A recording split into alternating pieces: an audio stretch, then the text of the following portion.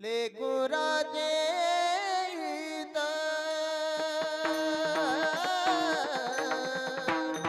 लेकुराचे हित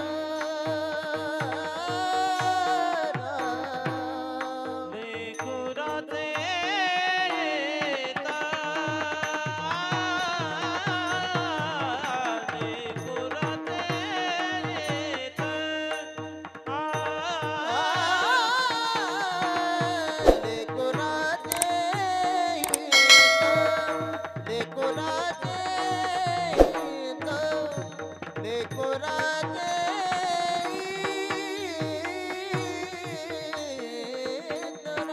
हित लेकुराचे येता लेकुराचे येता इथं वाहे माऊली नेतीत वाहे माऊली नेतीत ऐशी कळवळ्याची दाती ऐशी कळवळ्याची दाती वारे माऊलीचे देत वारे माऊलीचे देत ऐसे कळवळाचे जाते जाते ऐसे कळवळाचे जाते करेला भाविना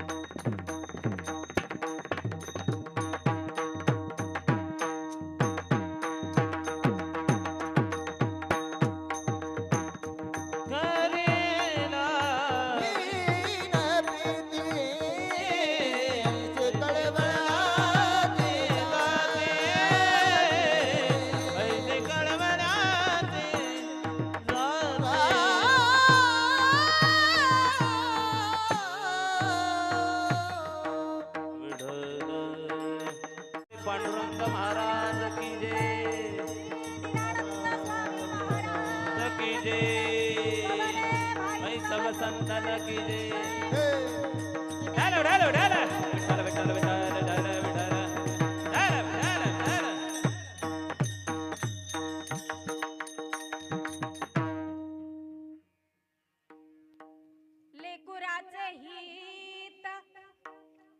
लेकुराचे हित वाहे माऊलीचे चित्त आईसी कळवळ्याची जाती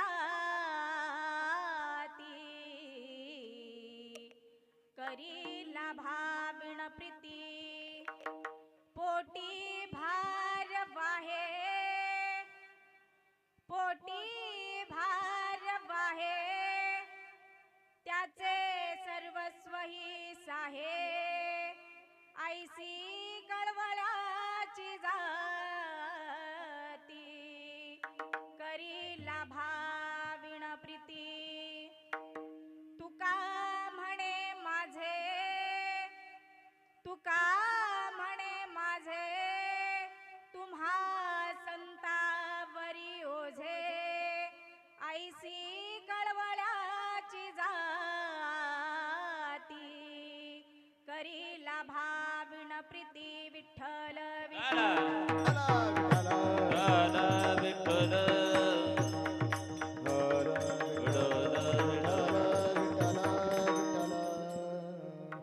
महायोग पीठे तटे भीमरथ्यम वरम पुंडलिकाय दातु मुनीन्द्रे समागत्य तिष्ठन्तमानन्दकन्दं परब्रह्मलिङ्गं भजे पाण्डुरङ्गम् पांडुरंग करो प्रथम नमन आ पांडुरंग करो प्रथम नमन आ पांडुरंगा करो प्रथम नमन आ पांडुरंगा करो प्रथम नमन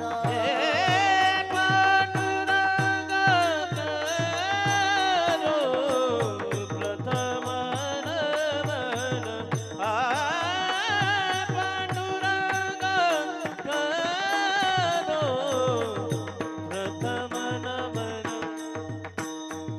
हे पांडुरंगा करो प्रथम नमन पांडुरंगा करो प्रथम नमन हे दुसरे चरण संताचे दुसरे चरण संताचे हे दुसरे चरण संताचिया दुसरे चरण संताचिया हे दुसरे चरण संताचे दुसरे चरण संताचे हे दुसरे चरण संताचिया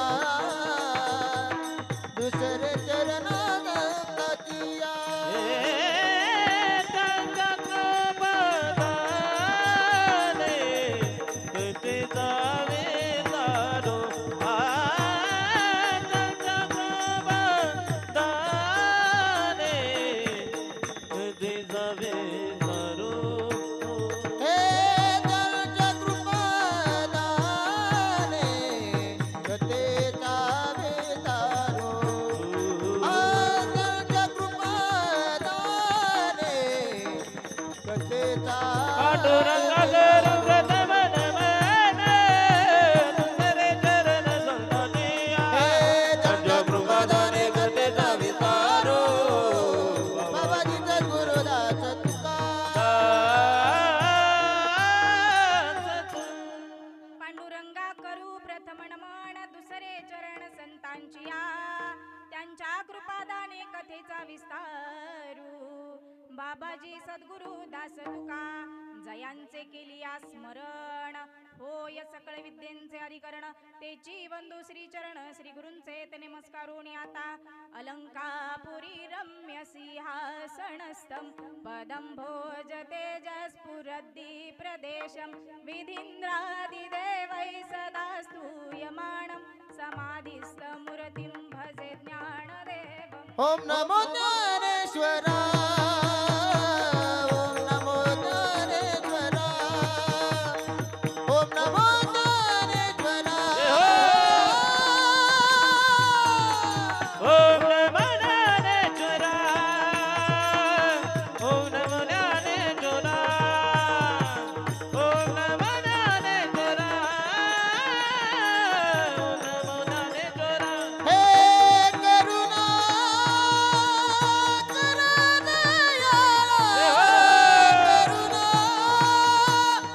करा दयाळा करुणा करा दयाळा करुणा करा दयाळा तुमचा अनुग्रहाला दलो तुमचा अनुग्रहाला दलो तुमचा अनुग्रहाला दलो तुमचा अनुग्रहाला दलो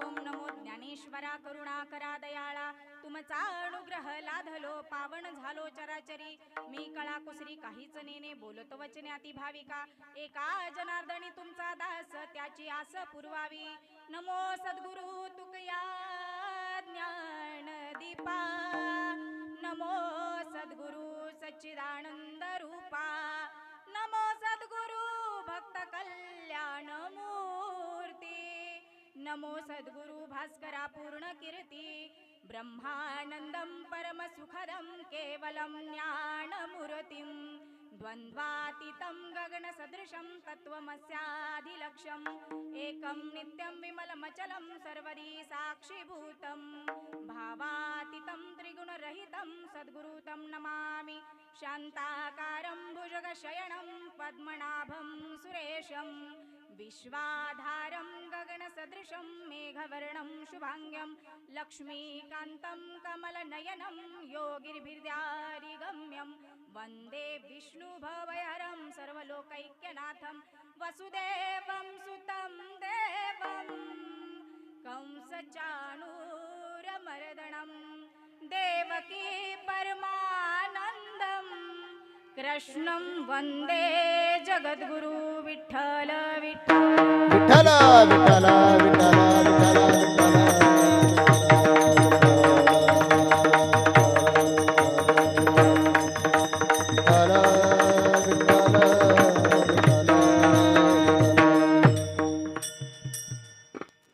लेकुराचे हित वाहे माऊलीचे चित्त ऐसी कळवळ्याची जाती करीला भाविण प्रीती प्रस्तुत प्राप्त स्थळी प्राप्त प्रसंगी कीर्तन रूपी सेवेसाठी निवडलेला अभंग श्रीमंत संत महान भगवत भक्त सदेह वैकुंठाला जाणारे पाचव्या वेदाचे निर्माते विश्ववंद्य जगद्गुरु तुकोबराय यांचा 4 चरणांचा आणि आईचं आणि संतांचं नेमकं साम्य कशा पद्धतीनं आहे हे प्रकट करणारा असा हा अभंग आज सेवेसाठी निवडलेला आहे. विठ्ठल विठ्ठल विठ्ठल विठ्ठल विठ्ठल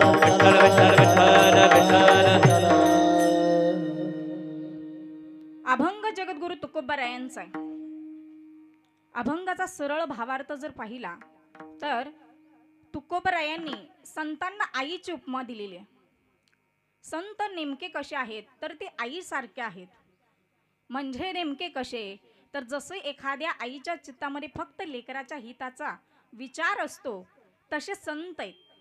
लेकुराचे हित वाहे माऊलीचे चित्त. बर नुसता हिताचा कळवळा नाही तर कशी आहे ती तर आईसी कळवळ्याची जाती करी लाभाविण प्रीती. कुठल्याही स्वार्थाचा कुठल्याही लाभाचा जिच्या अंतकरणामध्ये लवलेश नाही अशी असणारी ही आई. मग तिच्याबद्दल महाराज म्हणतात की संत नेमके त्या आईसारखे आहेत. बरं नुसतं आई एवढंच करत नाही तर ती काय करते हे सांगताना तृतीय चरणात महाराज सांगतात की पोटी भार वाहे त्याचे सर्वस्व ही साहे ऐसी कळवळ्याची जाती करी लाभा विण प्रीती. पोटामध्ये ती त्या लेकराचा भार सहन करते, अनंत त्या लेकराच्या यातना ती पोटामध्ये सहन करते.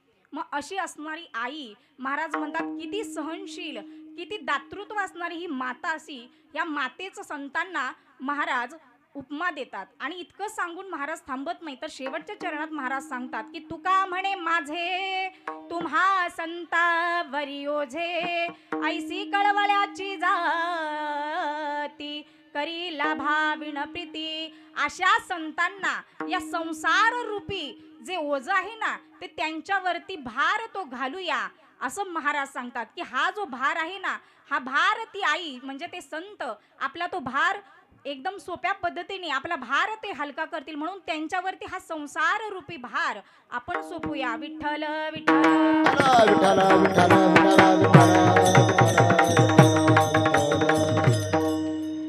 अभंगाला सुरुवात करण्यापूर्वी अल्पसा परिहार द्यायचा, तो म्हणजे असा की गेल्या वर्षी आपल्या या सुंदर गोड अशा परिवारामधून एक माता, त्या म्हणजे कैलासवासी सौ कुसुम छगन नाकाडे, या आईंचं निधन झालं आणि त्या आपल्याला या परिवारातून सोडून गेल्या. 1 वर्ष झालं या घटनेला, पण तरी सुद्धा या परिवाराला या दुःखातून बाहेर पडण्यासाठी पुरेसा वेळ नाही मिळाला असं जाणवलं मगाशी. कारण मी जेव्हा एंट्री केली घरामध्ये, जेव्हा मी गेले त्या क्षणाला मला एक दृश्य दिसलं की त्यांच्या ज्या सुना आहेत, त्या सुना, त्यांच्या भाच्या, जे त्यांचे रिलेटिव्ह आहेत, ते सगळे मगाशी त्यांच्या डोळ्यांमध्ये अश्रू होते. आणि त्यांच्या त्या अश्रूंमधून हे उमगत होतं की त्या आईच्या अंतःकरणातील प्रेम किती त्यांच्यावरती होतं आणि ती आई नेमकी कशी होती हे त्यांच्या डोळ्यातील अश्रूंनी स्पष्ट करून सांगितलं. कारण काही गोष्टींना उलगडूनच सगळ्या गोष्टी सांगाव्यात असं काही नसतं, कधी कधी ते अश्रूंमधून सुद्धा ओघळून निघतात. मग अशी ही सुंदर, या सुंदर परिवारातील ही आई निघून गेलेली आहे. आणि या आईच्या पश्चात या आईचे पती म्हणजे श्री छगन नामदेव नाकाडे म्हणजे आपले बापू, तसेच त्यांचे मुलं, त्यांचे चिरंजीव शशिकांत नाकाडे म्हणजे आपले भाऊ, तसेच केशव नाकाडे आपले अण्णा आणि पोपट नाकाडे भाऊ, असा सुंदर परिवार. व या परिवारामध्ये सुना व नातवंड. आणि या सुंदर परिवारामधून या आईला जाऊन 1 वर्ष झालंय, पण अजूनही त्यांच्या अंतःकरणातील त्यांची जी असणारी सर काही कुणी भरून काढू शकत नाही. कारण आईचं जे नातं आहे ना महाराज, आईचं नातंच असं आहे की त्या नात्याला विशेष उपमा द्यायचं म्हटलं तर कुठलीच पूरक उपमा नाहीये. अनेक कविताकारांनी त्या आईला शब्दांमध्ये, तिच्या कार्याला शब्दांमध्ये गुंफण्याचा प्रयत्न केला खरा, पण आईचं जे नेतृत्व, जे दातृत्व, जे प्रेमळत्व आहे ना, ते त्यांना स्पष्टरित्या व्यक्त करता आलं नाही. कारण आयुष्यभर त्या आईने केलेलं जे कार्य आहे ना, ते काही शब्दांमध्ये मांडणं इतकं सोपं नाही. तरी सुद्धा बऱ्याचशा कविताकारांनी ते मांडलं सुद्धा. त्याचबरोबर आज या सुंदर कार्यक्रमासाठी आपल्याला उपस्थित आहेत.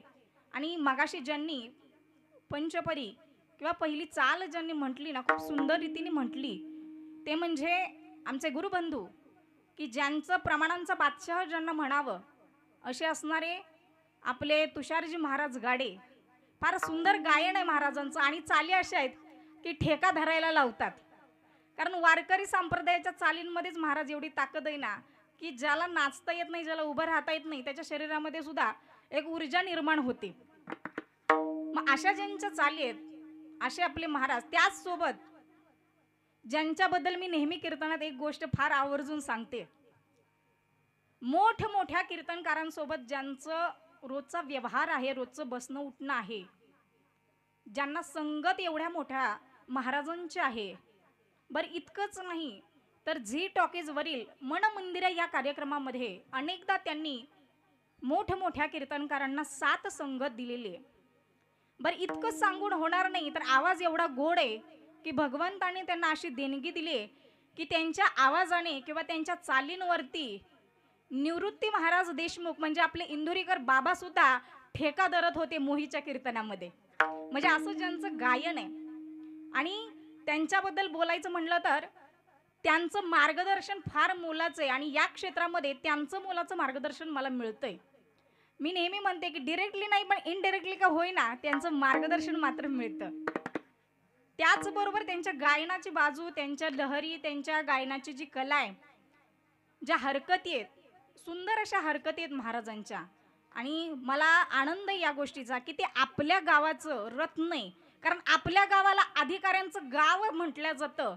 काय म्हटले मी? आपल्या गावाला अधिकाऱ्यांचं गाव म्हटलं जातं खरं, पण या अधिकाऱ्यांच्या गावात असे काही देवाने, असे काही आईने रत्न जन्माला घातले की त्यातलंच एक अनमोल रत्न म्हणजे आमचे हरिभक्तपरायण लक्ष्मणजी महाराज सुतार. सुंदर महाराजांच्या हरकती आहेत आणि खरंच आनंद आहे बरं का या गोष्टीचा. कारण या क्षेत्रामध्ये येणारी माणसं आता फार कमी आहेत. कारण प्रत्येकाला अनेक क्षेत्र निर्माण झाले, त्यामुळे प्रत्येकाची ओढ त्या त्या क्षेत्रामध्ये आहे. आणि असंही आपले लक्ष्मण महाराज सुतार की फार गोड गायन आहे महाराजांचं. त्याचबरोबर आपल्याला पखवाजावरती सुंदर अशी सात संगत देत आहेत ते आपले मोरे महाराज. अगदी मनापासून त्यांचे सुद्धा धन्यवाद, कारण खूप छान वादन आहे त्यांचं. आणि त्याचबरोबर आपले विनेकरी बाबा असतील, आपण पळशीकर ग्रामस्थ, आपल्या सगळ्यांनी इथं सुंदर अशी उपस्थिती लावलेली आणि ह्या गोष्टीचा आनंद आहे.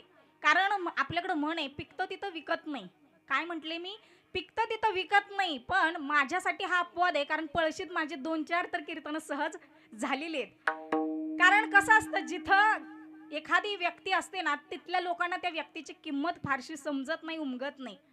पण मला आनंद आहे की बापूंनी फार अंतकरण मोठं केलं आणि या आजच्या सेवेचा मला योग दिला. कारण कीर्तन बाहेरच्या गावी बरीचशी होतात, पण आपल्या पळशी गावामध्ये होणं हे माझ्यासाठी भाग्य आहे. कारण आपल्या लोकांमध्ये कीर्तन करण्याचा जो आनंद आहे ना महाराज, तो एक वेगळा आहे आणि तो आनंद या परिवारामुळे मला आज इथं मिळाला. मी म्हटल्याप्रमाणे की आपल्याला खूप सुंदर अशी सात संगत देत आहेत, पण त्याचबरोबर आज जे चैतन्य दादा ज्यांचं ओम साई क्रिएशन हे यूट्यूब चॅनेल आहे आणि त्यांचं आज इथे येणं झालंय, त्यांचं सुद्धा मनापासून आभार व्यक्त करते. कमी वेळामध्ये ज्या चॅनेलने फार उंच भरारी घेतली ते म्हणजे ओम साई क्रिएशन. फार सुंदर आहे महाराजांचं चॅनल आणि चॅनेलवरती सुंदर कार्यक्रम आहेत. व्ह्यूअर्स, सबस्क्रायबर्स भरपूर आहेत आणि माझी इच्छा आहे की प्रत्येकाने त्यांच्या ओम साई क्रिएशन या चॅनलला सबस्क्राईब करावं, लाईक करावं आणि शेअर करावं.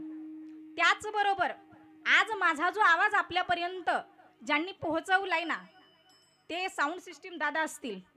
मला नाव माहिती नाही त्यांचं, पण मनापासून त्यांचे सुद्धा आभार की त्यांनी सुद्धा सुंदर अशी साऊंड सिस्टीम आपल्याला दिली. त्याचबरोबर सुंदर अशी हा मंडप की ज्या मंडपामध्ये हा सुंदर असा भव्य दिव्य कार्यक्रम सुरू आहे. मी म्हटलं की आईचं जाणं हे दुःखदायक आहे. आईचं जाणं हे दुःखदायक आहे, कारण तिची जागा कुणीच भरून काढू शकत नाही महाराज. तिच्या जाण्यानं या परिवाराला जे दुःख झालंय ना, त्या दुःखातून या परिवाराला बाहेर येण्यासाठी भगवंताने बळ देऊ. कारण या आईच्या मृत्यूचा एक सोहळा झालाय. तुम्ही म्हणाल आईच्या मृत्यूचा सोहळा कसा काय बरं? कारण जन्माचा आणि मृत्यूचा असे 2 सोहळे आहेत. जन्माचा आणि मृत्यूचा असे 2 आपल्या जीवनामध्ये सोहळे आहेत. माऊली छान म्हणतात, ज्ञानेश्वरीमध्ये सांगतात की देहाची या गावा आलिया, जन्म मृत्यूची या सोहळिया, ना म्हणो नये धनंजया जिया परी. मी सांगितलं एवढ्यासाठी की आईचा मृत्यूचा सोहळा झाला. तुम्ही म्हणाल मृत्यूचा सोहळा नेमका कसा बरं? कारण कुठल्याही मुलीचं जेव्हा लग्न होतं ना महाराज, ज्या दिवशी तिचं लग्न होतं त्या दिवशी त्या मंडपामध्ये त्या पतीसोबत मनामध्ये एक भगवंताची तिच्या इच्छा असते आणि ती त्या भगवंताला मागते. जर ती काही मागत असेल ना त्या लग्न मंडपात, तर आज जशी सौभाग्यवती म्हणून आज इथं जी मी उभी आहे ना, माझ्या मृत्यूपर्यंत किंवा मला या मळवट भरलेल्या कपाळाने माझा मृत्यू व्हावा. का? कारण मृत्यू खरं तर कोणी मागत नाही, पण अशी एकमेव स्त्री आहे की तिची इच्छा असते की आपलं कपाळ हे भरल्या कपाळानं आपल्याला मृत्यू यावा. आणि हे फार कमी जणांच्या नशिबात आहे महाराज. कारण आहे व मरण येणं हे प्रत्येकाच्या नशिबात नसतं. आणि या आईला हे आहे व मरण आलं म्हणून म्हटलं की आईचा सुद्धा मृत्यूचा सोहळा झाला महाराज. कारण सोहळा कुणाचाही होत नाही, प्रत्येकाचा जरी होत असला तरी प्रत्येकाच्या मृत्यूची कारणं वेगळी आणि त्या मृत्यूचा एक विधी सगळा कार्यक्रम पूर्णतः वेगळा. पण या आईने या परिवारासाठी भरपूर असं योगदान दिलेलं आहे महाराज. किती योगदान दिलं असेल या आईने, तर फार आईचे उपकार असतात आपल्यावर. जसं आपल्या आयुष्यामध्ये आपल्यावरती 4 जणांचे उपकार आहेत. कुणाकुणाचे उपकार म्हणाल तर पहिले ते देवाचे, पहिले देवाचे, दुसरे संतांचे आणि तिसरे आई वडिलांचे. देवाचे उपकार म्हणाल तर ते कसे म्हणाल तर ऐका देवाचे उपकार. उपकार कसे तर भगवंताने ही जीवसृष्टी निर्माण केली आणि जेव्हा ही जीवसृष्टी निर्माण केली ना महाराज, त्यावेळेस या सृष्टीमध्ये अनेक जीव जन्माला आले आणि त्यामध्ये काही भूचर, काही खेचर, काही जलचर असे प्रत्येक जीव या समाजामध्ये, या सृष्टीमध्ये भगवंताने निर्माण केले. सृष्टी निर्माण तर केली खरं, पण भगवंताला समाधान नाही महाराज. समाधान का नाही झालं? कारण जे जीव निर्माण केले ना त्यांना भजन, कीर्तन आणि भगवंताचं स्मरण होत नव्हतं महाराज. त्यांना जो जीव, जो देह प्राप्त झाला आहे ना, त्यामध्ये त्यांना देह प्राप्त झाला नसल्यामुळं त्यांना जे शरीर प्राप्त झालं त्या शरीरामध्ये त्याला भगवंताचं स्मरण करता येत नाही. भगवंताने हेच ओळखलं की यांना निर्माण केलं खरं, पण हा जो जीव आहे ना हा जीव मला ओळखू शकत नाही. मग आता करायचं काय? तर भगवंताने माणूस निर्माण केला. काय केला? माणूस निर्माण केला, असा मनुष्य देह निर्माण केला. बर नुसता देह नाही निर्माण केला, या देहाला इंद्रिय, हात, पाय, कान दिले. इंद्रिय, हात, पाय, कान, इंद्रिय हात पाय कान, हे डोळे, मुख, बोलाया वचन, बोलाया वचन, हे जेणे तू जोडते नारायण, हे नाचे जीव पण भवरोग, नाचे जीव पण भवरोग, नाचे जीव नाचे जीव दिले इंद्रिय, हात, पाय, कान, डोळे, मुख, बोलाया वचन, जेणे तू जोडती नारायण, नाचे जीव पण भवरोग.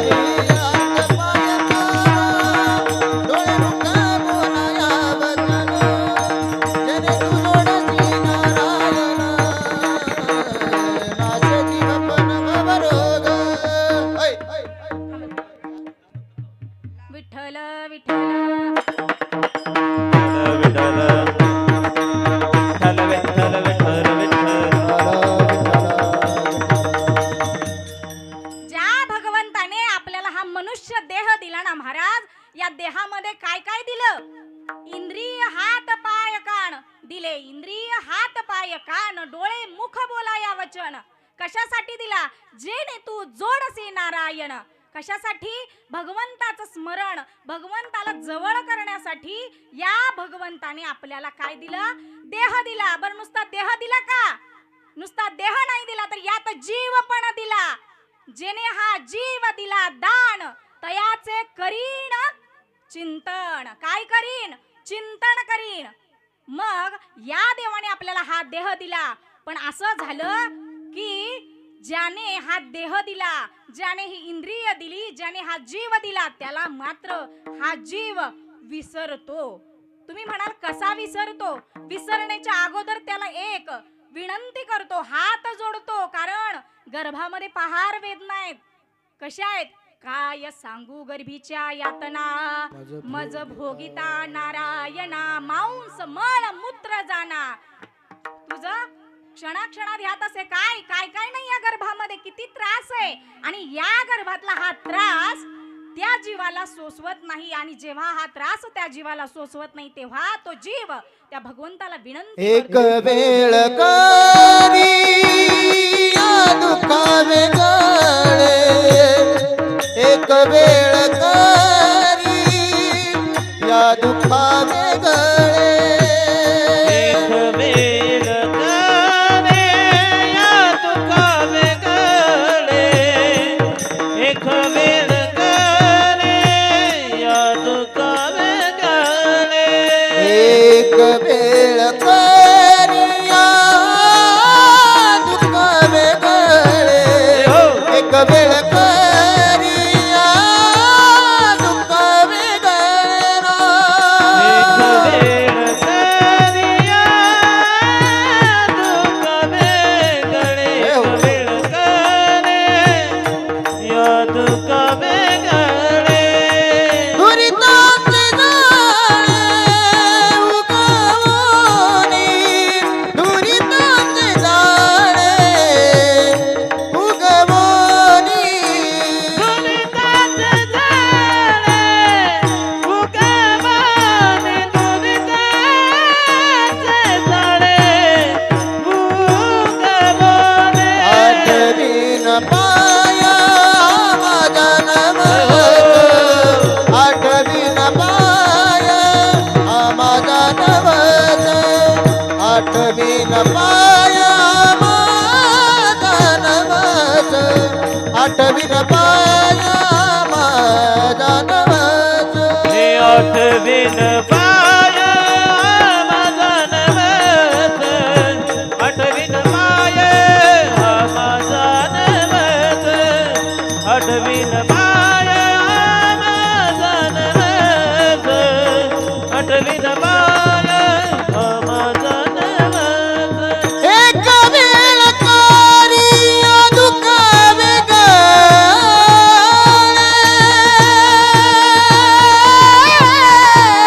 दुरितांचे जाळे उगवणी, दुरितांचे जाळे उगवणी. एक वेळ करे दुखावे गळे, दुरितांचे जाळे उगवणे, दुरिताचे झाले उगवणे. तो जीव त्या भगवंताला विनंती करतो, बाबा रे या दुःखातून सोडव. एक वेळ करी या दुखावे गळे, एक वेळ करी या दुखावे गळे. दुरिताचे जाळे उगवणी, दुरिताचे जाळे उगवणी. आठवीण पाय हा माझा नवस, आठवीण पाय हा माझा नवस. तो जीव त्या भगवंताला म्हणतो की या दुःखातून एकदा सोडव, आणि एकदा सोडवलं की तुझं नामचिंतन तुला हा विसरणार नाही, तुझं नामचिंतन करेल. पण हा जीव इतका लबाड की या जीवाने फक्त तेवढ्यापुरतं त्या भगवंताला विनंती केली. एकदा या दुःखातून भगवंताने त्याला सोडवलं की त्याला ओळखायचं सुद्धा विसरला. कोण कोहम म्हणून म्हणायला लागला. म्हणता म्हणता इतका विसरून या संसारामध्ये गुंतला की या संसाराचं दुःख त्याला पेले ना. बर इतकंच नाही तर महाराज काय म्हणतात की या संसारात आल्यानंतर फार दुःख आहे. मग मला सांगायचंय की पहिला जो उपकार आहे ना तो देवाचा, दुसरा तो संतांचा. संत आपल्याला पदोपदी उपदेश करतात, पदोपदी आपल्याला जाग करतात. काय म्हणतात संत, अरे ज्या संसारात तुम्ही गुंतलाय ना हा संसार नासका आहे, हा संसार दुःखमूळ आहे, हा देह नाशिवंत आहे आणि हा संसार दुःखमूळ आहे. या संसारात गुंतू नका. पदोपदी फक्त आपल्याला उपदेश संत करतात. आता भाईनो जागा, आता जागा रे जागा भाईनो जागा. काय सांगतात, जागा व्हा. कुठं आणि करायचंय काय जागा होऊन, तर क्षणोक्षणी हाची करावा विचार, तरावया पार भव सिंधू. तुम्ही या संसारात आल्यानंतर फक्त एक विचार करा की या संसारातून पार कसं करायचा हा संसार, कारण हा संसार दुःखमुळे, हा संसार पार करण्यासाठी तुम्ही काय करा, त्या भगवंताचं चिंतन करा. मग संत पदोपरी आपल्याला जाग करतात. बरं, संत एवढं सांगून थांबत नाहीत. संत म्हणतात त्या भगवंताचं स्मरण करा. जरी नाहीच समजा त्या भगवंताचं स्मरण, पूजन, ध्यान करता आलं तर एक करा. काय करा, जरी तुम्हाला तुमच्या आयुष्यात देवाची भक्ती सेवा नाही करता आली तरी एका ह्याची सेवा करा. कुणाची करा, तर आई वडिलांची सेवा करा.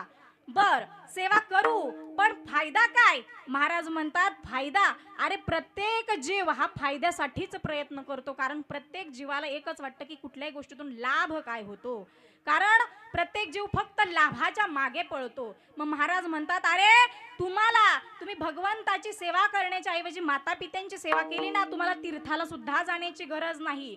का, तर माय बाप केवळ काशी, तेने न जावे तीर्थासी. तुम्हाला इतरत्र जाण्याची गरज नाही. सगळी तीर्थ त्या आई वडिलांच्या पायाशी आहेत.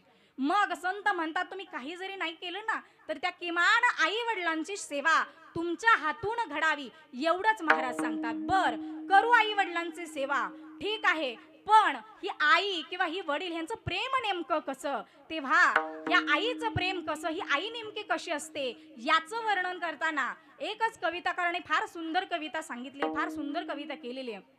नेमकी ती आई कशी, आई तुझ्या मूर्ती वाणी, ओ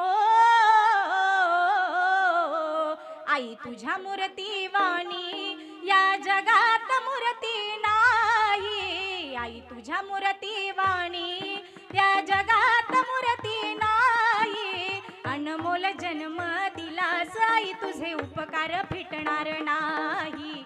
अनमोल जन्म दिलास आई, तुझे उपकार फिटणार नाही. बालपणी मी खेळत खेळत होतो जेव्हा तान्हा, अमृताहून आई तू पाजलास पान्हा. अमृताहून आई तू पाजलास पान्हा. तुझ्या या उपकाराची, ओ तुझ्या या उपकाराची कधी जाणीव झाली नाही. अनमोल जन्म दिलास आई, तुझे उपकार फिटणार नाही. अनमोल जन्म दिलास आई, तुझे उपकार फिटणार नाही. आई कशी आहे महाराज, फार सुंदर आईचं वर्णन केलंय. किती कष्ट घेते होती, आणि आईचं एकमेव अशी आहे की ती फक्त लेकराच्या हिताचा विचार करते. पुराणामध्ये एक आई होऊन गेली महाराज. ती आई अशी होती की त्या लेकराला ती उपदेश करत होती. बर, मोठ्या लेकराला नाही बरं, की ज्याला कळतं त्याला उपदेश करत नाही. जे अवघड नवजात बालक आहे त्या बालकाला त्या पाळण्यामध्ये टाकून ती आई त्या बालकाला उपदेश करते. काय करते, हा देह नाशिवंत मलमूत्राचा बांधा, वरी चर्म घातिले रे तुम्ही कीटकांचा सांधा. रव दुर्गंधी रे अमंगळतीचा बांधा. स्मरे त्या हरिहरा शरण जाई गोविंदा. परिये दे मदालता सोंगोर बाळ. परिये दे मदालता सोंगोर बाळ. परिये ती मदालता सोंगोर बाळ. परिये ती मदालता सोंगोर बाळ. त्या नवजात लेकराला ज्याला कळतही नाही, अगदी किती लहान आहे ते लेकरू, आणि त्या लेकराला ती आई पाळण्यात टाकून सांगते, झोका देत म्हणताना अंगाई गीत नाही बरं का, ती त्याला उपदेश करते. काय उपदेश करते, हा देह नाशिवंत मलमूत्राचा बांधा. हा देह कसा आहे, हा नासका देह आहे, हा नाशिवंत देह आहे, आणि हा देह कधी ना कधीतरी मातीमध्ये जाणार आहे. देह जाईल जाईल त्यासी काळोबा खाईल. देह हे काळाचे धन कुबेराचे, थे मनुष्याचे काय आहे. अरे हा नासका देह आहे. या देहावरती प्रेम करण्यापेक्षा प्रेम जर करायचं असेल ना, शरण जर जायचं असेल तर फक्त त्या भगवंताला शरण जा, असा उपदेश ती आई त्या लेकराला करते. कशासाठी? त्याच्या हितासाठी. आणि ते हित नेमकं कसं? अभंगाच्या पहिल्या चरणात. लेकुराचे हित, लेकुराचे हित,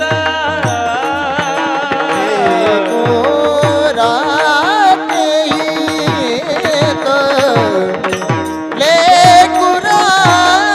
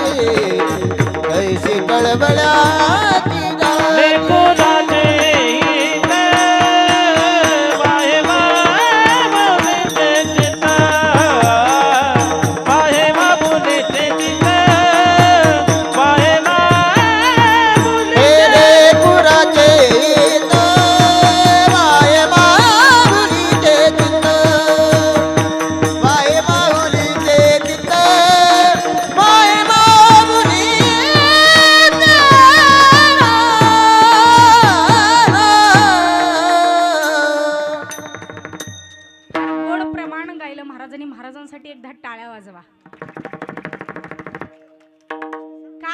काय म्हणतात महाराज माहितीये? लेकुराचे हित वाहे माऊलीचे चित्त.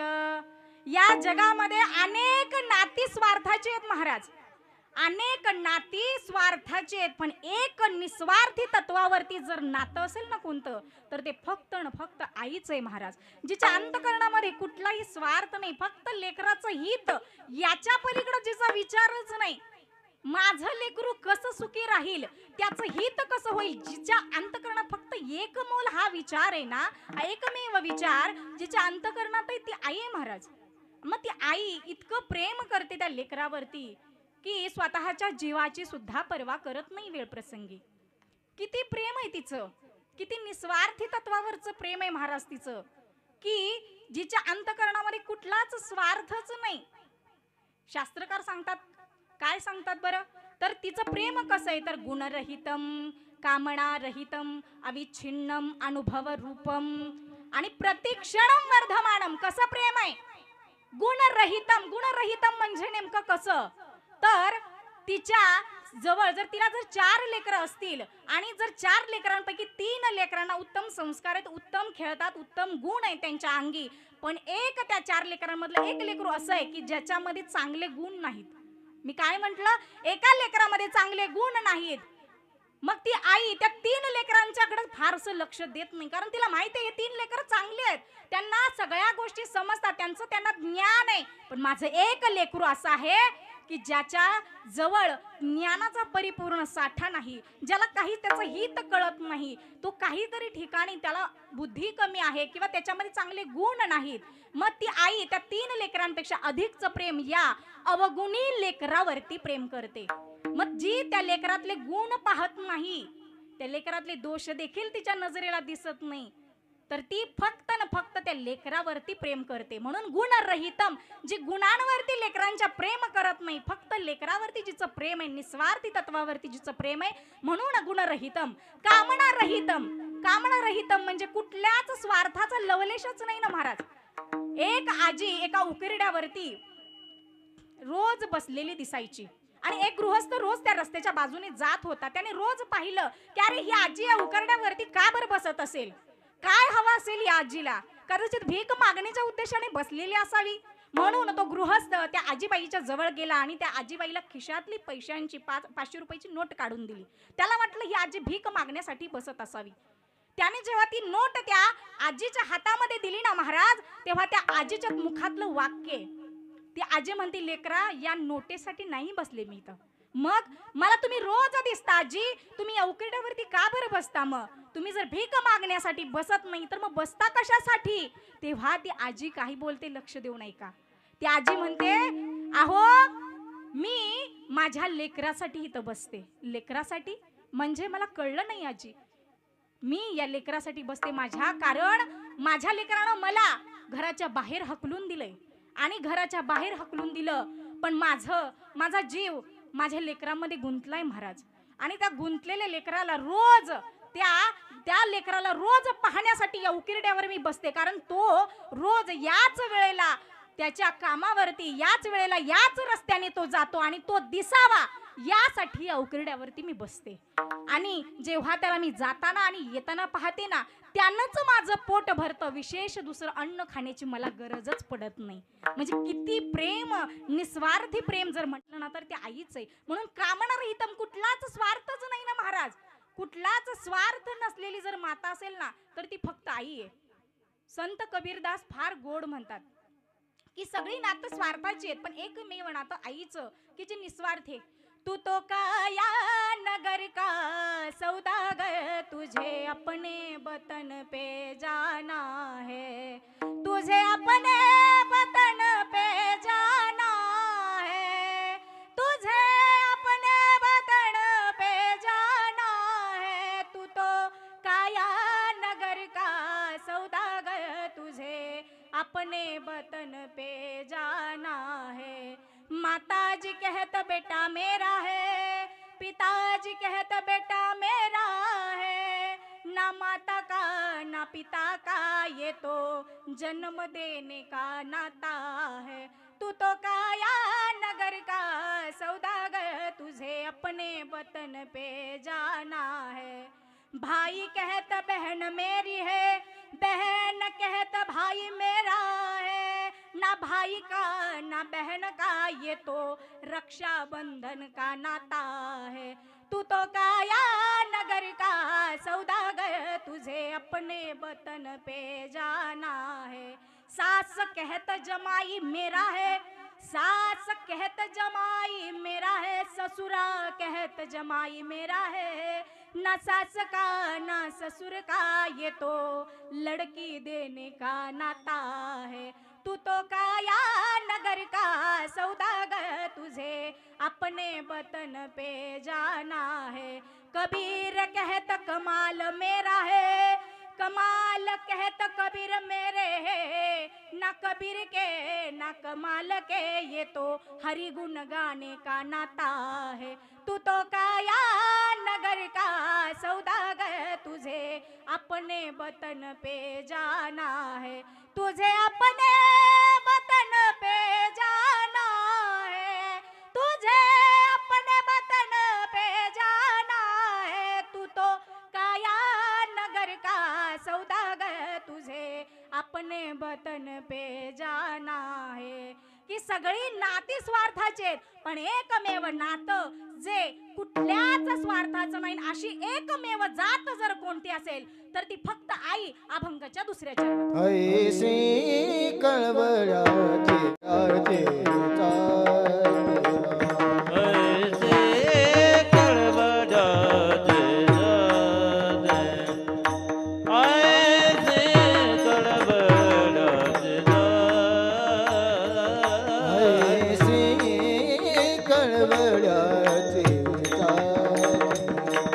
ऐसी कळवळाची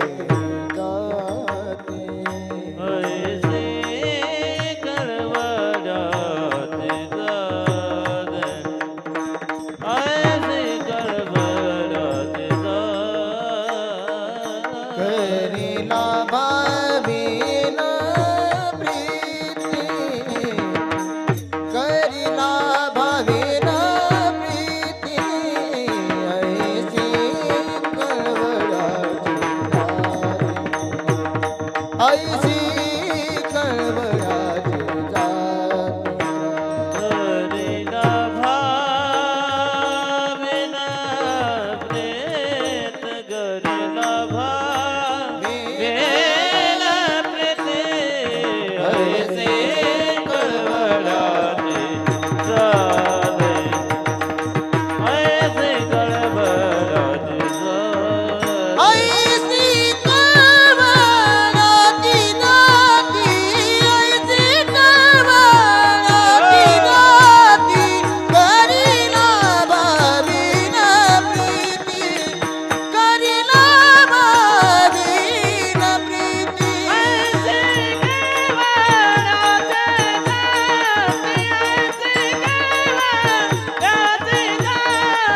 करीना भावीन प्रीती हो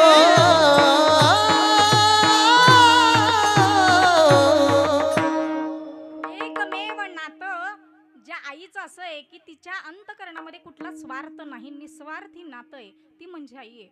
जिच्या अंतकरणात लेकराने आपल्याला सांभाळावं हा स्वार्थ देखील नाही हो. त्या लेकरानं आपल्याला चांगली साडी घ्यावी, त्या लेकरानं चांगलं सांभाळावं, त्याच्या घरी बंगला गाडी घोडा एवढा आहे म्हणून ती आई त्या लेकरावरती प्रेम करत नाही, तर ती आई त्या लेकरावरती प्रेम करते कारण ती लेकरू तिचंही ना रक्तामासाचा गोळा आहे. किती निस्वार्थी प्रेम असावं. जगाच्या पाठीवर सगळी नाती मी म्हटलं तसं स्वार्थाची आहेत, पण एकमेव निस्वार्थी तत्वाचं नातं आई आहे महाराज. किती निस्वार्थी असावं आईने. एक सांगू, जेव्हा एखादं लेकरू पोटामध्ये गर्भावस्थेत जेव्हा त्या आईचं असतं ना, ते लेकरू फार शांत राहतं का हो त्या पोटामध्ये. इतका त्रास देतं तिला की राहिल्यापासून त्या आईला अन्न सुद्धा पचू देत नाही महाराज. अन्न सुद्धा पचू देत नाही त्या आईला. अक्षरशः आईचा जीव मेटाकुटीला आणतो, पण त्या आईच्या अंतकरणात अशी भावना कधीच निर्माण होत नाही की अरे हा फार त्रास देतोय आपल्याला. मग त्या आईला उलट तो त्रास ती आई सहन करते. 9 महिने त्या लेकराला वागवते. एक बोलू, साधा आपल्या पोटामध्ये साधा 2-2.5 mm चा एखादा खडा जरी असला ना महाराज, तरी माणूस गडागडा लोळतो खाली. काय म्हंटल मी? साधा खडा एखादा पोटात असला तर आपण लोळतो, पण जी आई 9 महिने आपल्या लेकराला वागवते ना महाराज, काय त्या आईबद्दल बोलावं. काय कसं आहे ती आई. अहो इतकाच विचार करा की त्या आईने 9 महिने त्या लेकराला सांभाळावं, आणि तेही गर्भावस्थेत पोटामध्ये जेव्हा ती आई सांभाळते तिला ओझं होत नाही हो. त्याचं कधीच ओझं होत नाही, उलट ती आनंदाने ते स्वीकारते. आणि कशी स्वीकारते तर इतकं निस्वार्थी प्रेम त्या लेकरावरती करते. अहो ज्याला सगळ्यांनी पाहिल्यानंतर सगळेजण प्रेम करतात, पण ज्याला तिने पाहिलं सुद्धा नाही, ज्याला आकार नाही आलेला, ज्याने ही सृष्टी पाहिली नाही, त्याच्यावरती ती आई पोटात असल्यापासून प्रेम करते. किती प्रेम असावं महाराज. अहो ज्याला पाहिलं सुद्धा नाही, जो दिसतोय कसा हेही माहित नाही, पण ते तिच्या गर्भात आहे म्हणून सुद्धा जी आई ना फार प्रेम करते ती आई आहे महाराज. आणि इतकंच नाही, किती भार सहन करते. तुम्ही म्हणाल किती? अभंगाच्या 3ऱ्या चरणात उठी भरवाए उठी भरवाए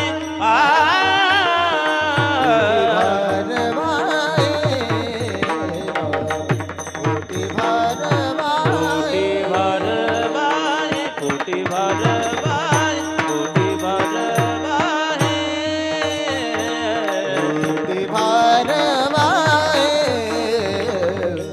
ओटी भरवाए ज्योति सर्वत्र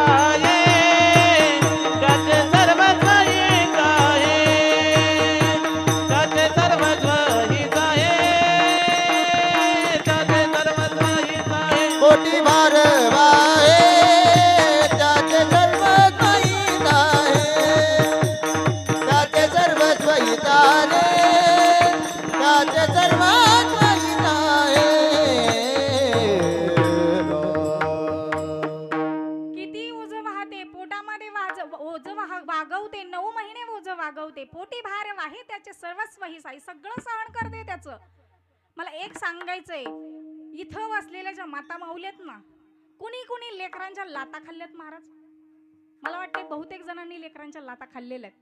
बहुतेक म्हणण्यापेक्षा इथं ज्या आई बसल्यात ना सगळ्या, या प्रत्येक आईने लेकरांच्या लाता खाल्लेल्या आहेत. बरं तुम्ही म्हणाल कशा बरं लाता खाल्ल्या, काही माता माऊल्या नाही म्हणून मान हलवतायत, पण एक सांगू, तुम्ही प्रत्येकीनं लात खाल्लेली आहे. जेव्हा लेकरू गर्भात असतं ना, आपल्या पोटामध्ये असतं ना, तेव्हा ते लात मारतं. पण एक सांगू, आपल्याला जर एखाद्याने येऊन जर लात मारली तर आपण काय करू हो त्याला? सहज सहज येऊन एखाद्याने अचानक येऊन लात मारू द्या, किती राग येतो आपल्याला पटकन. अरे मी काहीच केलं नाही, अचानक येऊन याने लात मारली मला, किती राग येतो पटकन आपल्याला. डायरेक्ट आपण त्याला मारण्यासाठी धावतो. पण आई अशी आहे महाराज की पोटामध्ये लात मारली तरी प्रेम असतं, आनंद होतो लात खाल्ल्यानंतर. आणि आनंद होतो लात खाल्ल्यानंतर, जिला आनंद होतो ना तीच आई आहे महाराज. कारण ज्याच्या लातेने सुद्धा जिला आनंद होतो ती आई आहे. कारण प्रेम आहे ना अंतःकरणामध्ये, ज्याच्या लाता खाते तरी सुद्धा त्याला काय करते? आशीर्वाद देते ना. म्हणजे लाता खाता पण आशीर्वाद मात्र देता. मग ही आई कशी आहे? ही लेकरांची लात खाते पण प्रेम अंतःकरणातून ओसंडून वाहतं. इतकं निस्वार्थी प्रेम आहे त्या आईचं. म्हणजे एकदा एका मुलाने आईला विचारलं, सांगितलं की आई तुझ्या या उपकारातून मला उतराई व्हायचंय, आता काय ते एकदाची फुल सेटलमेंट करून घेऊ आपण, काय ते एकदाचं फायनली सांगून टाक मला. तेव्हा ती आई म्हणते काय करायचंय तुला सांग बरं. मला ना तुझ्या उपकारातून उतराई व्हायचंय, तू जे सांगशील ते करतो. ठीक आहे म्हटली.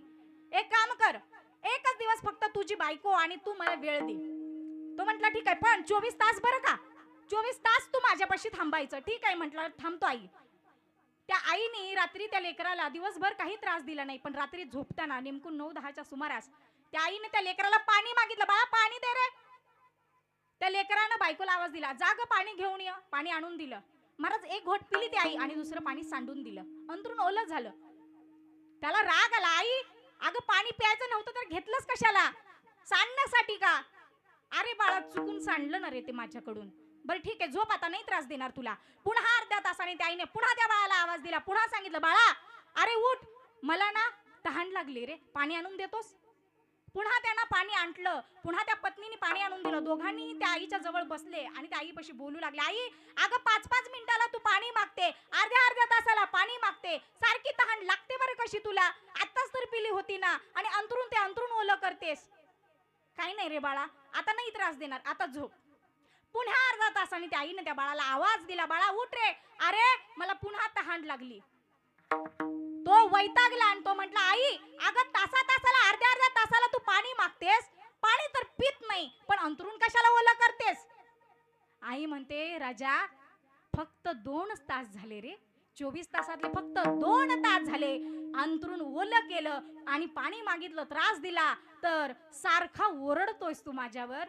पण रात्रीचं कित्येक वेळा तो अंतरुण ओली केली, त्यावेळेस त्या अंतरुण ओली केल्यानंतर त्या ओल्या अंतरुणावर मी झोपत होते आणि कोरड्या जागेवर तुला झोपवत होते राजा, कोरड्या जागेवर तुला झोपवत होते. फक्त 2 तास त्रास दिला तर इतका वैतागलास. अरे तू मोठा होईपर्यंत तुझा त्रास मी सहन केला रे राजा, आता कधी उतराई होणार आहेस ते उपकारातून? त्या लेकराचे डोळे उघडले महाराज, कळालं अरे 2 तास ज्या आईचा त्रास सहन करू शकत नाही, त्या आईनं आपल्याला आतापर्यंत मोठं केलं, किती त्रास सहन केला असेल. अरे आपल्या दुखण्यात सुद्धा ती आई रात्रभर जागी असते. मिठाच्या पट्ट्या डोक्यावर ठेव, लेकराला खोकल्याची उबळ आली तर गरम पाणी त्या लेकराला पाजण्यासाठी ती आई जाते. इतकी त्या आईच्या अंतःकरणामध्ये त्या लेकराविषयीचा कळवळा, इतकं निस्वार्थी प्रेम. एक जाता जाता सांगून जाईल महाराज कसं प्रेम असतं आईचं. ज्या वेळेस एखाद्या दाम्पत्याला बाळ होत नाही आणि बाळ होत नाही म्हणून अनेक उपचार करून काही वर्षांनंतर त्यांना जेव्हा अपत्य होतं, ते अपत्य होतं खरं, त्या आईचं रोजचं रुटीन ठरलेलं असतं. ते रुटीन कसं असतं माहिती आहे? सकाळी उठायचं, त्या लेकराला नाश्ता द्यायचा, शाळेत नेऊन सोडायचं, आल्यानंतर पुन्हा घर काम करायचं, पुन्हा त्या लेकराला आणायचं. हा नित्यक्रम त्या रोजचा आईचा त्या झाला महाराज. आणि एक दिवस असा आला त्या दिवशी ती आई उठलीच नाही. त्या दिवशी ती आई उठली नाही, ते लेकरू उठलं. आवाज कशाचा येतोय म्हणून गल्लीच्या बाहेर जाऊन पाहतं तर दाराच्या भोवती असं भरपूर अशी गर्दी आहे. त्या गर्दीमध्ये माणसं ओरडतायत, रडतायत, गावावरून मावशा आलेल्या आहेत, नातेवाईक जमा झालेत आणि आक्रोश चाललाय दारामध्ये. त्या लेकराला कळत नाही महाराज का रडतायत ही. त्या गर्दीमधून तो वाट काढत काढत जेव्हा त्या आईपाशी गेला ना महाराज, त्या आईपाशी गेल्यानंतर त्याला कळालं की ती आई अशी खाली झोपलेली. त्या बाळाच्या मुखातील उद्गार आहेत, अगं आई रोज आमच्या सगळ्यांच्या अगोदर उठतेस, सगळं घर आवरतेस, मला आंघोळ घालतेस, माझी तयारी करतेस, मला नाश्ता देतेस, मला शाळेत नेऊन सोडतेस आणि रोज सगळ्यांच्या अगोदर उठणारी तू आई आज तू झोपलीस? इतका उशीरपर्यंत का ग झोपली आई? काही दुखतंय का तुझं? त्या लेकराला त्या आईच्या जवळ ते लेकरू जातंय, त्या आईला गदा गदा हलवतंय महाराज. पण आई उठेल कशी? आई उठेल कशी? ज्या आईनं जगाचा निरोप घेतला ती आई उठेलच कशी? अहो ज्यातला आत्मारामच निघून गेला ती आई उठेल कशी? मग या आईला ते लेकरू गदा गदा हलवते. आई उठ ना ग, अगं आई उठ ना, सगळ्यांच्या अगोदर उठतेस ना ग तू, मला आंघोळ घालतेस ना, मला सगळं माझी तयारी करतेस आई, आज तू झोपली?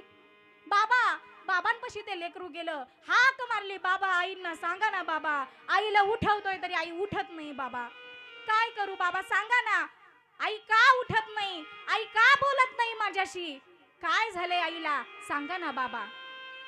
बापानं फक्त त्या लेकराला जवळ ओढून घेतलं, शब्द फुटत नाही बापाच्या तोंडातून. बाप त्या लेकराला फक्त जवळ घेतो महाराज आणि कडकडून मिठी मारून त्या बापाच्या सुद्धा डोळ्यातून अश्रू वाहतात. त्या बापाच्या डोळ्यातले अश्रू ते लेकरू हाताने पुसतं आणि सांगतं, बाबा का रडताय तुम्ही, काय झाले आईला सांगा ना बाबा, नेमकं काय झाले आईला, आई का बोलत नाही माझ्याशी. तोपर्यंत बाजूला तयारी झाली महाराज, आईला बांधण्याची, त्या ताटीवरती बांधण्याची तयारी सुरू झाली. तिला अंगावरती पांढरं वस्त्र टाकलं आणि त्या सुतळीने जेव्हा तिला बांधण्यात आलं ना महाराज, जसं त्या लेकराने ते पाहिलं तसं ते लेकरू धावच त्या आईच्या जवळ गेलं आणि आईला बोलतय काय माहितीये, अगं आई, आई उठ ना, हे लोक तुला बांधतायत आई, आई करकचले पडले तर ग, आई हा दोरा तुझ्या शरीरात घुसला तर ग, आई तुझ्या हातातून अंगातून रक्त येईल ग आई, आई उठ ना ग, एवढीशी जखम जरी झाली ना तरी तुझ्या अंतःकरणाला वेदना व्हायची आई, मला साधं खरचटलं तर आई तू कासावीस व्हायचीस ग, मग आज काय झालंय आई, आई उठ ना ग, हे तुला बांधतायत आई, आई करकचले पडतील, हा अंगातून रक्त येईल आई तुझ्या, आई उठ ना ग, एकदा माझ्याकडे उठून पहा ना ग आई, आई बघ ना ग. आई उठायला तयार नाही महाराज, आई बोलायला तयार नाही. ते लेकरू पुन्हा त्या बापापाशी गेलं, त्या ताटीला त्या आईच्या त्या प्रेताला उचलण्यात आलं आणि स्मशानभूमीकडे नेण्यात आलं. जेव्हा त्या सरणावरती त्या आईला ठेवलं गेलं तेव्हा त्या लेकरानं पाहिलं, अरे यांची गडबड नेमकी काय चालू आहे. बघितलं तर त्या आईला अग्नी देण्याचा विधी सुरू झाला. वडिलांनी त्या लेकराला बाजूला केलं आणि अग्नी देण्याचा विधी जेव्हा सुरू झाला ना महाराज, त्याला लक्षात आलं अगदी लहान वय हो त्याचं, फारसे काही प्रश्न पडत नाहीत, पण जे पडतील ते विशेष महाराज त्या लेकराच्या डोक्यामध्ये आलं. अरे आपल्या आईला हे जाळतायत की काय, आपल्या आईला हे अग्नी देतायत, अरे आपल्या आईला बावा होईल, आईला बाऊ होईल, आता काय करायचं, आईला जखम होईल, आई शरीर भाजेल आईचं. ते लेकरू पुन्हा त्या आईच्या प्रेताजवळ, त्या सरणाच्या जवळ पुन्हा त्या आईच्या जवळ गेलं आणि आईला उठवण्याचा प्रयत्न करता, आई अगं उठ ना ग आई, आई उठ ना, किती त्रास सहन करतेस ग आई, आई हे तुला जाळायला निघाले ग, आई एकदा बघ ना ग आई, हे तुला जाळायला निघाले ग, तुला दुखेल आई, आई उठ ना ग. अग्नी डाग दिला, अग्निविधी संपूर्ण झाला. लेकरं आणि ती आई सगळी आईच्या त्या लेकरं त्या आईला तिथं सोडून जेव्हा ते स्मशानभूमीतून घरी आले ना महाराज, जेव्हा घरी आले त्या लेकराच्या डोळ्यातून अश्रू वाहत आहे, अक्षरशः रडतंय ते लेकरू. त्याला समजत नाही आईला नेमकं काय केलं यांनी, आई का येत नाही, का बोलत नाही, प्रश्न अनेक आहेत पण उत्तर द्यायला कुणीच तयार नाही महाराज. ते लेकरू रडतंय. सगळ्यांनी विचार केला, अरे आता हे सगळं होऊ द्या पण या लेकराला आई हवी, त्यासाठी या वडिलांनी दुसरं लग्न करणं गरजेचं आहे. लग्न झालं महाराज, लग्न झालं, या लेकराला दुसरी आई सुद्धा आली. आई आल्यानंतर काही दिवस त्या आईने त्या लेकराला फार सुंदर सांभाळलं, पण काही दिवसांनी जेव्हा तिला अपत्य झालं ना त्यावेळेस मात्र या लेकराचा खरा वनवास सुरू झाला महाराज. या लेकराला ज्याला काही कळत नव्हतं ना त्या लेकराला फार त्रास होऊ लागला. त्रास म्हणाल तर काय, या लेकराला ती आई राब राब राबवायची. वडील कामावरती गेल्यानंतर या लेकराला फार त्रास द्यायची, घरातील सर्व कामं करायला लावायची, शाळेमध्ये जाऊन द्यायची नाही, सगळी कामं घरातली करायची. आणि इतकंच नाही, जर चुकून एखाद्या वेळेस जर हा खेळत आला आणि एखाद्या वस्तूला धक्का लागला, एखादी वस्तू पडली ना महाराज, त्या पडलेली वस्तू पाहून ती आई दात होट खायची, नको ती तोंडातून शिवे हा सोडून त्या लेकराला बोलायची आणि पाठीमध्ये येऊन एक धपाटा द्यायची, म्हणायची की मेलेल्या आईच्या माग तू असा ठेवलासच कशाला, अरे त्या आईनं मेली ना तेव्हा सोबत घेऊन जायचं होतं, मेलेल्या आईचं कार्ट मेलं, आई संग मरायचं नव्हतं का, कशाला राहिलास दुसऱ्याच्या मुळावरती, अरे तू नालायक आहेस. अशा नको त्या घाणेरड्या शिव्या देऊन ती आई त्या तोंडात त्या लेकराच्या मारत होती महाराज. ते लेकरू गपचूप सहन करत होतं. एक दिवस असं झाला की वडिलांनी त्या लेकराला पाहिलं. अरे लेकरू दिवसेंदिवस वाळत का चाललंय? पाहिलं तर ते लेकरू इतकं वाळत चाललं होतं महाराज, त्याला अन्न पोटभर मिळत नव्हतं. बापाने विचारलं, अरे बाळा एका प्रश्नाचं उत्तर देशील का? तेव्हा बाप म्हणाल्यानंतर ते लेकरू म्हणालं, बाबा बोला ना, काय झालं? आज बाबांचा आवाज जरा उंच स्वरात आहे. बाबांचा आवाज उंच स्वरात ऐकल्यानंतर त्या लेकराला भीती निर्माण झाली. अरे आज आपले बाबा एवढ्या मोठ्याने आवाज का देत आहेत? काही चुकलंय का? आईने काहीच तरी सांगितलंय का? आता बाबा येतील आणि मारतील. त्या लेकराच्या डोळ्यातून अश्रू वाहत आहे. ते लेकरू जायला तयार नाही बापापाशी. बापापाशी जायला तयार नाही महाराज. पुन्हा बापाने आवाज दिला, अरे आलास का? ते लेकरू कसं तरी त्या आईच्या जवळ गेलं. आईच्या जवळ गेलं, बापाच्या जवळ गेलं महाराज. आईबद्दल तक्रार करायची कशी म्हणून ते काहीच बोललं नाही महाराज. त्याने विचारलं, अरे तुला आई जेवायला तरी देते ना रे? तर त्या लेकराच्या तोंडातून एक शब्द सुद्धा नाही. अरे मग तू वाळतोयस का हे तरी सांग. एवढा खराब कशाला झालायस? तुला अन्न मिळत नाही का? अरे घरात पाहिजे तेवढं सगळं आहे, तरी सुद्धा दूध दुभत असून सुद्धा तुझी तब्येत वाळते का? लेकराच्या फक्त डोळ्यातनं अश्रू आहेत महाराज. बोलत नाही ते लेकरू काही. पण त्या बापाने फार आग्रह केल्यानंतर जेव्हा त्या लेकरानं सांगितलं, की काय सांगितलं महाराज? अरे ते लेकरू बोलायला लागलं ना जेव्हा, तेव्हा त्या लेकराच्या मुखातले शब्द आहेत, नीट लक्ष देऊ नाही का? ते लेकरू काय म्हणताय त्या बापापाशी, बाबा तुम्ही म्हणताय की आई तू मला जेवायला देते का? एक सांगू बाबा, माझी आधीची आई होती ना, ही फार खोटं बोलायची बाबा. आणि आताची जी आई ना, ही फार खरं बोलते, फार खरं बोलते.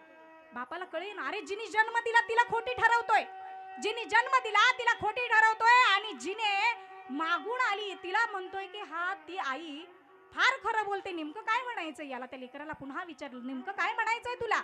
त्यावेळेस ते लेकरू सांगतं, बाबा जेव्हा मी अगोदर लहान होतो ना, माझी पहिली आई जिने मला जन्म दिला ती माझी जन्मदात्री. मी खेळता खेळता धावायचो, धावता धावता पडायचो, धडपडायचो, एखादी वस्तू पटकन फुटायची, आणि फुटल्यानंतर माझी जन्मदात्री आई ही फार खोटं बोलायची. काय बोलायची? तर ती म्हणायची वस्तू फुटल्यानंतर, की अरे तुला ना आज दिवसभर जेवायलाच देणार नाही, तुला दिवसभर जेवायला देणार नाही, अशी ती आई म्हणायची बाबा.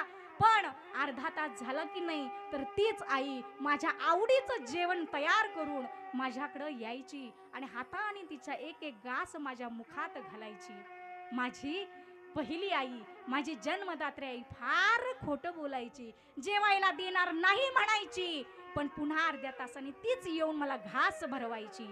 पण माझी जी आत्ताची आई आहे ना बाबा, ती आई कशी आहे माहितीये? ती आई एखादी वस्तू, आताही मी खेळतो बाबा, आताही धरपडतो, आताही वस्तू फुटते बाबा, पण फुटल्यानंतर हीच आई पुन्हा येते आणि काय म्हणते माहितीये? आई नको ती तोंडामधून हासडून एखादी शिवी देते बाबा. आणि ही आई काय म्हणते? ही आई म्हणते, तुला 2 दिवस उपवाशी ठेवेन, तुला जेवायला देणार नाही, वस्तू फोडलीस ना कार्ट्या, तुला अद्दलच घडवते बाबा. 2 दिवस जेवायला देणार नाही म्हणते बाबा, पण 3 दिवस जी उपवाशी ठेवते ना, ती माझी आई. जी आई खरी बोलते ना, ती ही आई बाबा, की जी देणार नाही म्हणते आणि खरोखरच 3 दिवस उपवाशी ठेवते ना. म्हणून म्हटलं की माझी जन्मदात्री आई फार खोटं बोलायची, पण माझी जी आताची आई आहे ना, ती फार खरं बोलते बाबा, फार खरं बोलते. एक सांगू, आई ही आई अशी आहे ना, जगाच्या पाठीवरती तिची जागा कुणी घेण्याचं ठरवलं ना महाराज, कुणी घेऊ शकत नाही. बरीच जण एखाद्या लेकराची समजूत काढताना म्हणतात, आया बाया म्हणतात की अरे बाळा रडू नकोस, आम्ही तुझ्या आई सारखे आहोत. काय म्हणतात? आम्ही तुझ्या आई सारखे आहोत. पण मी एक सांगून जाईल महाराज, आई सारखं असणं आणि आईच असणं याच्यात फार फरक आहे महाराज. का सांगितलं आईच असणं? कारण जिच्या अंतकरणामध्ये फक्त ते लेकराबद्दल तळमळ आहे, फक्त हित आहे, दुसरं तिच्या अंतकरणामध्ये त्याच्याबद्दल स्वार्थ नाही ना, ती फक्त आई आहे महाराज. आई कशी आहे माहितीये? सांगून जाईल आई कशी आहे. आई वासराची गाय आहे, आई लंगड्याचा पाय आहे, आई घरातील मिनमिनती शांत अशी समय आहे, आई मंदिराचा कळस आहे, आई अंगणातली पवित्र तुळस आहे, आई अभंगातली सुंदर अशी भजनातील अभंग वाणी. आणि अशी आई जेव्हा आपल्यामधून जाते ना महाराज, तेव्हा त्या आईचं जे दुःख आहे ते त्या घरातील माणसांनाच माहिती आहे. एक सांगू, आईबद्दल सांगून गेले महाराज, पण जी पत्नी आपल्या आयुष्यातून निघून जाते ना, एक सांगू, नवरा बायकोचं नातंच असं आहे की जे नातं आयुष्यभर एकमेकांना सुख दुःखात साथ देतं. आणि या बापूंच्या आयुष्यातून ही अशी पत्नी जे सुख दुःखाला साथ देणारी ना, ही निघून गेली महाराज. आणि या दुःखातून या परिवाराला सावरायला भगवंताने बळ देव, एवढीच त्या भगवंताला इच्छा आहे. कारण महाराज म्हणतात की अशी जी आई नाही त्या लेकराचं ओझं वाहते कसं अभंगाच्या चतुर्थच्या तुका म्हणे माने रा, तुका म्हणे माने रा. तुका म्हणे माझे, तुका म्हणे माझे. आ, तुका म्हणे माने